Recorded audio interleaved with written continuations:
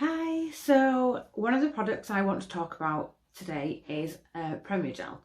The gel that we use gives the strength and stability of what, in my opinion, of acrylic, without the stiffness and rigidity that acrylic would bring. A lot of people say that they enjoy the strength that acrylic gives because if you bang your nails or anything like that, they don't chip, they don't budge, they stay there. One thing that I don't like about acrylic is if you do bash your nail and bend it almost sort of this way, then it can lift up at the back, sort of create a crease across the nail, and then obviously as it bends, it's painful. So one of the reasons why I decided to go with Premier Gel was the fact that they do a builder gel in their range, and it is really strong and it is really good for your nails. Like, I have it on my nails all the time. I am fairly lucky because I am one of the very few people that is able to grow their own nails, and that's not, ladies, because I don't do any housework, because believe me, I do, just like anybody else. Do I wear gloves? Never.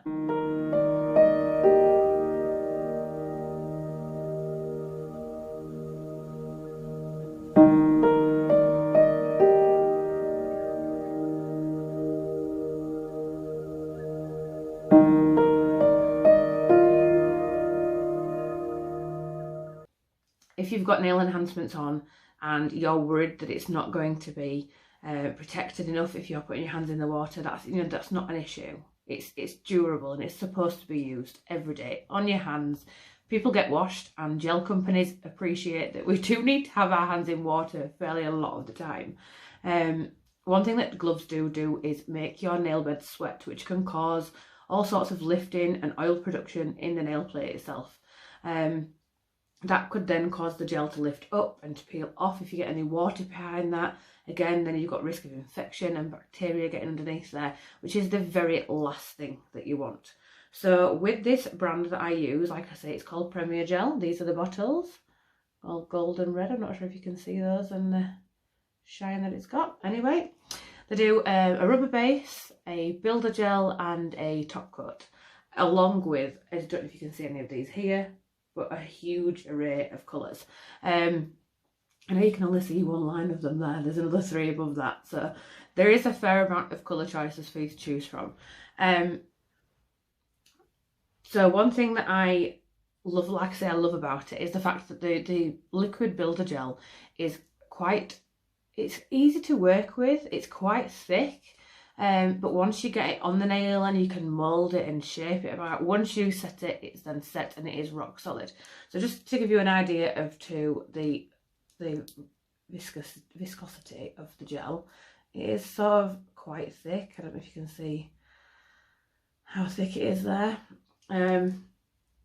It really is thick. The only downside I find to these bottles, and guys, if any of you guys use Premier Gel, please tell me you guys have the same issue. Obviously, the lid can only go so far down the bottle when it's screwed on. Therefore, when you unfasten the lid itself, it's sat higher up in the bottle, just by a small amount there. But that then means that you can't get to the gel at the bottom. So although I know there's plenty in here to do another couple, if not 3 sets of nails, to get anything out, I have to tip it on its side, which is probably the reason why we were struggling then. Just then to show you the thickness of this gel.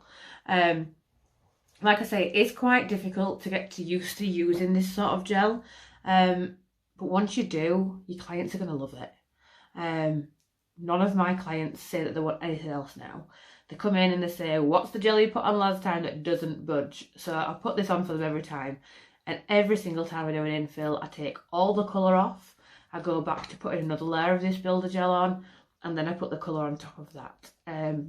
It is brilliant, and you can see any lifting that comes from it if there is any, and it's usually very, very slight anyway if there is. I'm having no luck with getting this builder gel out of it, which is just typical considering that I'm doing a video for you guys. But no worries. No, it's not happening.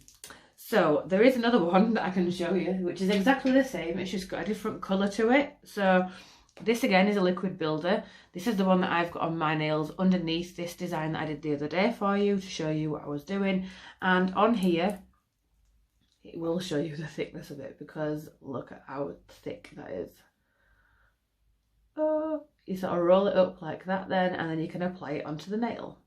You can see how it sort of starts to blob downwards, and then you can sort of form that on the nail as required. That then, like I say, goes absolutely rock solid to the point where I will show you now the strength of one of my nails. Obviously my nail is underneath there, and one thing I do want to get across is, although I do say it makes your nails stronger, it doesn't necessarily make your nail stronger, because that's not true. It basically adds an extra layer on, which gives a better rigidity for your nail. So where your nail might bend, this product on top creates like a structure that is stiff that will hold your nail in place. So much so that I can actually do this. And I don't know if you can see how much pressure I'm applying there. That's not going to budge. That's just not going to go anywhere. So the process that I take when I'm putting this on for clients is I will go in first with a rubber base, which again, this is quite thick. But you only need a thin layer of this. This is the viscosity of this one. I don't know if you can see that on the video of how thick that is there, but that is the rubber base coat that you need to put on first. They're all labelled underneath quite conveniently. So this you put on first, you cure it in the LED lamp or the UV lamp for the required amount of time, depending upon the strength of your lamp. Now again, that is extremely important to make sure that the strength of your lamp is correct for the product that you're using, for the simple fact that if you don't properly cure your underlayers of gel, your base coat, your builder gels, then they're never really properly going to cure, and you're going to end up with issues. As your client leaves the salon, you're going to end up with things like people ringing you up saying it's bubbling, it doesn't seem to be sat right, it doesn't look right, or it's gone matte. And sometimes people won't even realise it's not set until they come back for the next infill. But again, that's not healthy for your nail, and the chemicals need to be set at the correct length of time that the supplier and manufacturer has given. The guidelines are there for a reason, and we should all follow them.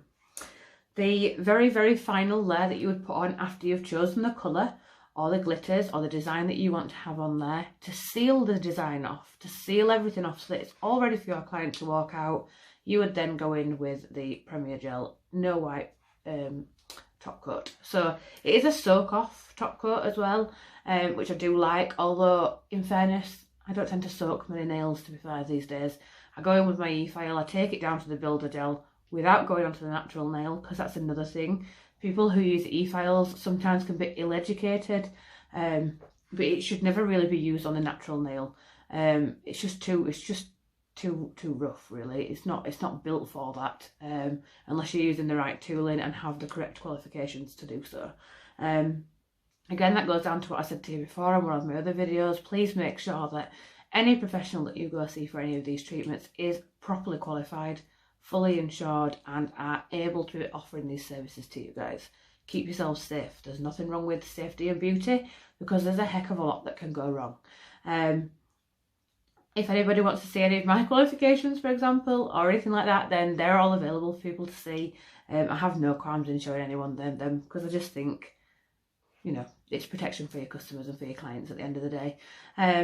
If there's anything that you'd like to see, or any more information that you'd like to have on any of the products that I use or why I use them, please drop me a message or put a comment underneath. And as always, if you enjoy the videos that I'm putting on and want to see more, want to know more about certain products that I use, then please click on the subscribe, which is down there, and I will then notify you of any more content that comes onto my channel. Thank you ever so much for watching. You take care, have a lovely rest of the week, and I will see you soon.